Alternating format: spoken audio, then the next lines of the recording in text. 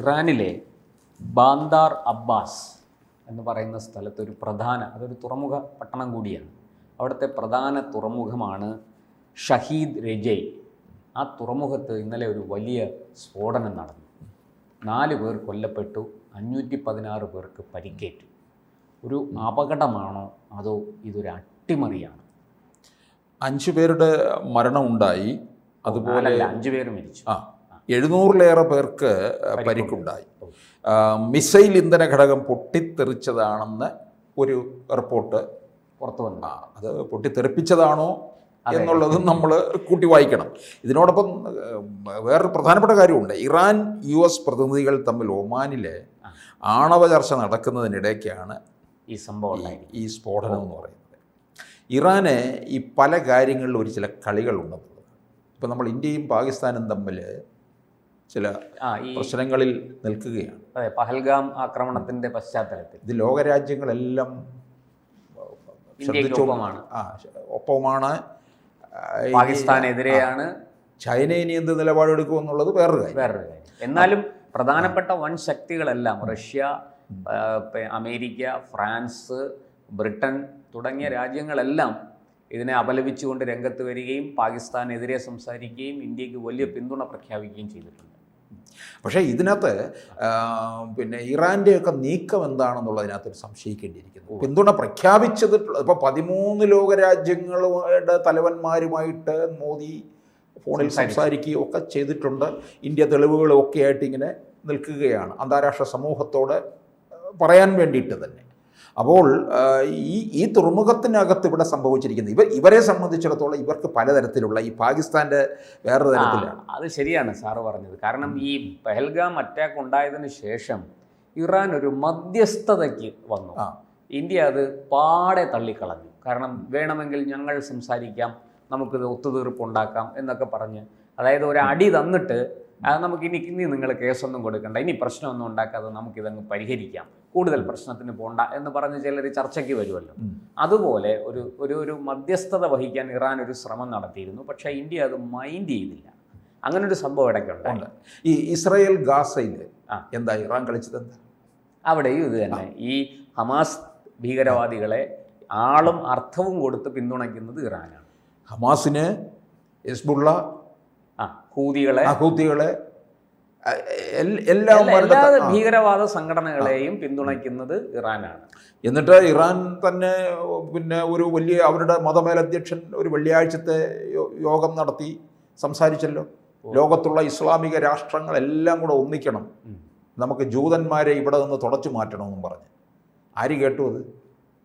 പിന്നെ വേറൊരു കാര്യം, നരേന്ദ്രമോദി സൗദിയിൽ പോയ സമയത്താണ് ഈ പഹൽഗ്രാമിൽ ഈ അറ്റാക്ക് ഉണ്ടായത്. അപ്പോൾ സൗദിയുമായിട്ടുള്ള കൂടിക്കാഴ്ചയും സന്ദർശനവും സൗഹൃദമൊന്നും പാകിസ്ഥാനോ അതുപോലെങ്കിൽ ഇറാനോ ഒന്നും അത്ര സുഖിക്കുന്നില്ല. ഇന്ത്യയും US-ഉമായിട്ടുള്ള ബന്ധം അത് നോക്കണം. ഈ ഇന്ത്യ അമേരിക്ക ബന്ധം ദൃഢമാകുന്നത് പാകിസ്ഥാന് മാത്രമല്ല, ചൈനയ്ക്കും അതൊരു വലിയ വെല്ലുവിളിയാണ്. ചൈനയും അത് ആഗ്രഹിക്കുന്നില്ല. അങ്ങനെ ഒരു കാര്യം അതിനകത്ത്. ചൈനയ്ക്ക് ആണ് ഏറ്റവും വലിയ തിരിച്ചടി. കാരണം ചൈനയിലെ ഉള്ള മൾട്ടിനാഷണൽ കമ്പനികളെല്ലാം തന്നെ കൂടുക്കെ എടുത്ത് ഇന്ത്യയിലേക്ക് വന്നുകൊണ്ടിരിക്കുക. ഈ ഒക്ടോബർ നവംബർ മാസങ്ങളിൽ ആയിട്ട് ഒരു വലിയ വ്യാപാര കരാർ പ്രഖ്യാപിക്കുകയാണ് ഇന്ത്യയും അമേരിക്കയും തമ്മിലുള്ള. അതിൻ്റെ കാര്യങ്ങളുടെ വിശദമായ ചർച്ചയ്ക്കാണ് അമേരിക്കൻ വൈസ് പ്രസിഡന്റ് ഇവിടെ അപ്പോഴാണ് ഈ അറ്റാക്ക് ഉണ്ടാക്കിയത്. അപ്പോൾ ഈ അറ്റാക്ക് ഒക്കെ ഉണ്ടാക്കുന്ന സമയത്ത് അവർ ഇതിനെ സസൂക്ഷ്മം നിരീക്ഷിക്കുന്നുണ്ട്, ഇന്ത്യയിൽ നടക്കുന്ന ഓരോ കാര്യങ്ങളും.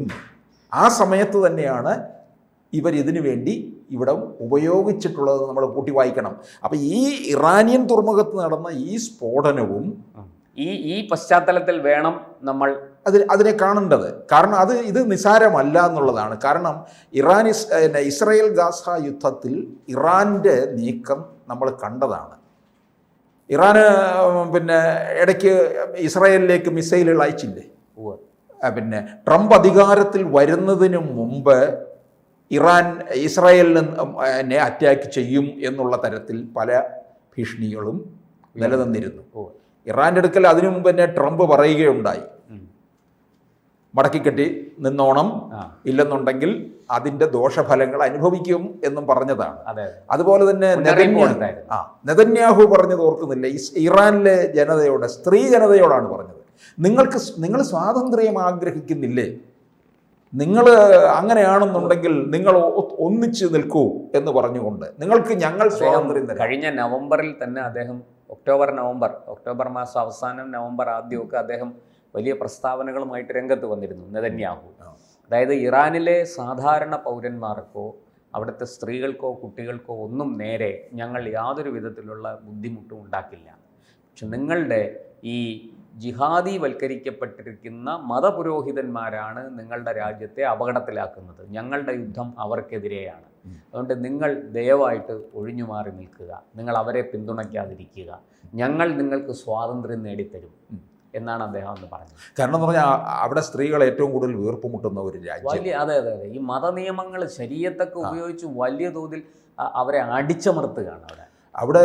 പിന്നെ നമുക്കറിയാലോ, ചിലരൊക്കെ തുണി അഴിച്ച് നഗ്നമായി അവിടെ ചെറുപ്പക്കാരികൾ പ്രതിഷേധിച്ച സർവകലാശാലയിൽ ഒരു യുവതി അടിവസ്ത്രം മാത്രം ഇട്ട് പോയതും അവരെ എങ്ങോട്ടോ കൊണ്ടുപോയി അവർ മാനസിക രോഗിയാക്കി ചിത്രീകരിക്കുകയും ചെയ്തു. അതിനു മുമ്പ് നടന്ന 2022 സമാനമായ ഒരു സംഭവം ഉണ്ടായി. ആ യുവതിയെ എങ്ങോട്ട് കൊണ്ടുപോയി, എന്ത് സംഭവിച്ചു എന്നും ഇപ്പോഴും ഒരാളെ പരസ്യമായിട്ട് കൊലപ്പെടുത്തി എന്നാണ് ആണോ. അപ്പൊ ഇത്തരത്തിലുള്ള അവരെ ഒടുവിൽ മാനസിക രോഗിയാക്കി. അതുകൊണ്ട് തന്നെ ഈ ഇറാനിലെ ഈ തുറമുഖത്തുണ്ടായിരിക്കുന്ന ഈ ഷഹീദ് രജൈ തുറമുഖത്തുണ്ടായിരിക്കുന്ന ഈ സ്ഫോടനം ഒരു നിസ്സാര സംഭവമായിട്ട് കരുതാൻ പറ്റില്ല. അതിനകത്ത് മറ്റൊരു കാര്യം കൂടിയുണ്ട് സാർ. അവിടെ വേറൊരു കാര്യം, തുറമുഖത്ത് ചൈനയിൽ നിന്നുള്ള റോക്കറ്റ് ഇന്ധനം ഇറക്കിയിരുന്നു എന്നും പറയുന്നുണ്ട്. അപ്പൊ ഇതെല്ലാം ചേർത്ത് വായിക്കേണ്ട കാര്യം കൂടിയാണ്. അപ്പൊ സാർ, ഈ ഇസ്രയേലിന് തീർച്ചയായിട്ടും ഇറാന്റെ ഈ തരത്തിലുള്ള ഇറാൻ മുന്നോട്ട് പോകുന്നത് തീവ്രവാദത്തെയും ഭീകരവാദത്തെയും പരിപോഷിപ്പിക്കാനാണ്. ഹൂതികളും ഹമാസും ഒക്കെ ഇവരുടെ ചെലവിലാണ് തിന്നുകൊടുക്കുന്നത്. അപ്പോൾ അതുകൊണ്ട് തന്നെ ഇസ്രായേൽ വളരെ കർശനമായ കൃത്യമായ ഒരു അറ്റാക്ക് അല്ലെങ്കിൽ ഒരു നടപടി ഇവർക്കെതിരെ എടുക്കാൻ സാധ്യതയുണ്ട്. അതവിടെ നിൽക്കട്ടെ. എൻ്റെ മറ്റൊരു സംശയം, ഈ പാകിസ്ഥാനും ഇന്ത്യയും തമ്മിൽ ഇപ്പോൾ പഹൽഗാം അറ്റാക്ക് നടന്നു. ഇന്ത്യ പാകിസ്ഥാനെ ചൊറിയാനോ മാന്താനോ ഒന്നും പോയിട്ടില്ല. പക്ഷെ ഇങ്ങോട്ട് അടിച്ചാൽ തിരിച്ചടിക്കുമെന്ന് തീർച്ചയായും. കഷണങ്ങളാക്കുമെന്നുള്ള രീതിയിലാണ് ഇപ്പോൾ പുതിയ ഒരു. അപ്പോൾ പാകിസ്ഥാൻ്റെ ഈ നമ്മൾ മനസ്സിലാക്കേണ്ടത്, ഒരു യുദ്ധം അല്ലെങ്കിൽ യുദ്ധസമാനമായ സാഹചര്യം ഉണ്ടായാൽ ആദ്യം തകർക്കപ്പെടുക കറാച്ചി തുറമുഖമാണ്. പണ്ടും നമ്മൾ കറാച്ചി തുറമുഖത്ത് പോയി ബോംബിട്ടിട്ടുണ്ട്. നമ്മുടെ വിമാനങ്ങൾ, നമ്മുടെ വ്യോമസേന അവിടെ പോയി കറാച്ചി തുറമുഖത്ത് ബോംബിട്ടിട്ടുണ്ട്. ബോംബിട്ട കമാൻഡോ, മലയാളിയായ കമാൻഡോ ഉണ്ട്, എനിക്കറിയാം അദ്ദേഹത്തെ. ഞാൻ അദ്ദേഹത്തിൻ്റെ പേര് വിവരങ്ങളൊന്നും പറയുന്നില്ല. വളരെ സമർത്ഥമായിട്ട് അവിടെ ചെന്ന് തുറമുഖത്തിന് വലിയ നാശങ്ങൾ ഉണ്ടാക്കിയിട്ട് നമ്മുടെ വിമാനം തിരിച്ചു വന്നു, നമ്മുടെ യുദ്ധവിമാനം തിരിച്ചു വന്നു. പിന്നെ അതുപോലെ ഈ ഒരു യുദ്ധം അല്ലെങ്കിൽ യുദ്ധസമാനമായൊരു സാഹചര്യം ഉണ്ടായാൽ ആദ്യം ആക്രമിക്കപ്പെടുക ഈ കറാച്ചി തുറമുഖമാണ്. അങ്ങനെയാണെങ്കിൽ പാകിസ്ഥാൻ കൂടുതൽ ബുദ്ധിമുട്ടും. അപ്പോൾ പിന്നെ പാകിസ്ഥാന് മറ്റേതെങ്കിലും സമീപത്ത് കിടക്കുന്ന ഒരു തുറമുഖത്തെ ആശ്രയിക്കാൻ പറ്റില്ല. അപ്പോൾ ഈ ഇറാനിലെ ഈ തുറമുഖം, ഷഹീദ് രജൈ തുറമുഖമാണ് പിന്നെ ഏറ്റവും അടുത്ത് കിടക്കുന്ന ഒരു തുറമുഖം. സ്വാഭാവികമായിട്ടും പാകിസ്ഥാൻ അവരുടെ സഹായം തേടും. അവർ പാകിസ്ഥാനെ സഹായിക്കാനും സാധ്യതയുണ്ട്. അത് മുൻകൂട്ടി കണ്ടുകൊണ്ട് ഉള്ളൊരു പണിയാണോ ഇത് എന്നും സംശയിക്കും. അല്ല, അത് അങ്ങനെ വായിച്ചെടുക്കേണ്ടി വരും. കാരണം ഈ തുറമുഖം പലപ്പോഴും യുദ്ധസമയത്തൊരു പ്രധാനപ്പെട്ട ഘടകമായി മാറുന്നുണ്ട്. അപ്പോൾ ഇറാനിയൻ തുറമുഖത്തുണ്ടായ സ്ഫോടനവും നമുക്ക് വായിച്ചെടുക്കേണ്ട ചില കാര്യങ്ങൾ ബാക്കി നിൽക്കുന്നു എന്നുള്ളതാണ്.